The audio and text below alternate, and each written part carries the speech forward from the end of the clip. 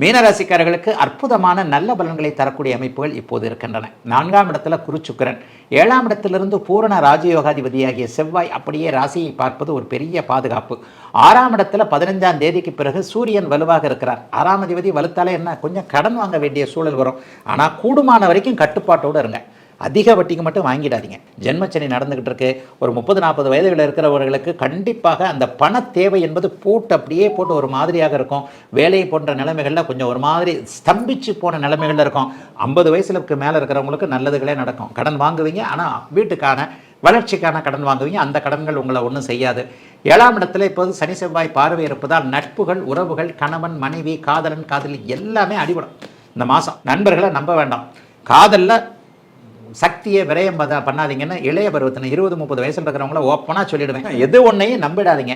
நம்ம மனசே நம்மளை ஒரு மாதிரியாக தவறாக வழிநடத்தக்கூடிய சூழல்களில் இப்போது கண்டிப்பாக மீனராசிக்காரர்கள், அதிலும் குறிப்பாக 30 வயதில் இருக்கிறவங்க போய்கிட்டு இருக்கிறீங்க. உத்திரட்டாதி நட்சத்திரத்துக்கு மேலேயே போய்கிட்டு இருக்கிறார். மன அழுத்தம் உத்திரட்டாதி நட்சத்திரக்காரர்களுக்கு வந்துருச்சு. ஒர்க்கிலேயோ, குழந்தைகளாலேயோ, கணவனாலேயோ, மனைவினாலேயோ, காதலனாலேயோ, காதலினாலேயோ, சமூகத்தினாலேயோ, அப்பா அம்மா திட்டுறதுனாலேயோ ஏதோ ஒன்று வரும். இளைஞர்கள் தான் பெரும்பாலும் இந்த ராசி பலனை பார்க்குறீங்க. ஆக கொஞ்சம் கவனமாக இருங்க. ஆனாலும் ஒன்று சொல்லுவேன், ராசிநாதன் வலுவாக கேந்திர பலத்தில் தான் இருக்கிறார். 4ஆம் இடத்துல அவர் உட்கார்ந்து 10ஆம் இடத்தை ஜீவனத்தை பார்த்து கொண்டிருப்பதால் காசு பணத்திற்கு கொஞ்சம் கஷ்டப்பட்டாலும் அது வந்துடும். 12ஆம் இடத்துலையும் 6ஆம் இடத்துலையும் கேதுவும் ராகுவும் இருப்பது எதிர்ப்புகளை முறியடிக்கக்கூடிய ஒரு தன்மை, மனசை கொஞ்சம் வலிமையாக வச்சிருக்கக்கூடிய ஒரு தன்மை. 3ஆம் அதிபதி மாதத்தின் இறுதி பகுதியில் 20ஆம் தேதிக்கு பிறகு 5ஆம் இடத்திற்கு போகிறார். அதுவும் உங்களுக்கு ஒரு நல்ல அமைப்பு. 5ல் சுக்கிரன் போறாருனாலே கொஞ்சம் அதிர்ஷ்டம் கிடைக்கும். அதுக்கு என்ன அர்த்தம்? மாதத்தில் முதல் 20 நாட்கள் அப்படியே ஒரு மாதிரியாக கொண்டு போய் கடைசி 10 நாட்கள் இந்த பாலைவனத்துக்கு நடுவில் போகிறவனுக்கு கொஞ்சம் அப்படியே கொஞ்சம் மழை பெஞ்சா எப்படி இருக்கும், அந்த மாதிரி ஒரு சூழ்நிலையில் போனால் போது 20 நாள் ஒன்று சோதனை பண்ணிட்டு இந்த 10 நாள் நல்லா இருந்துக்கும் அப்படின்ற மாதிரியாக கண்டிப்பாக இளைய பருவத்தினருக்கு செய்வார். ஆனால் ஒரு 40-50 வயசுக்கு மேலே தாண்டினவங்களுக்கெல்லாம் இந்த உண்மையிலே இந்த காலகட்டங்கள் நல்லா இருக்குங்க.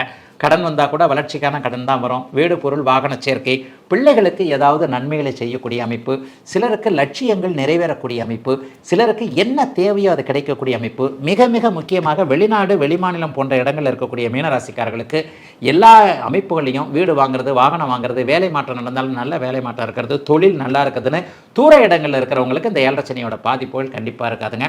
ஆகவே எல்லா நிலைமைகளையும் ஒரு மாதிரியாக இளைய பருவத்தினருக்கு வாழ்க்கையை கற்றுக் கொடுக்கக்கூடிய அமைப்பும், நடுத்தர வயது தாண்டியவர்களுக்கு யோக அமைப்பும் செயல்படக்கூடிய நல்ல மாதம் தாங்க மீனராசிக்காரர்கள் எல்லாருக்குமே வயதிற்கு ஏற்றாற் போல பலன் தரக்கூடிய இந்த ஆகஸ்ட் மாதம்.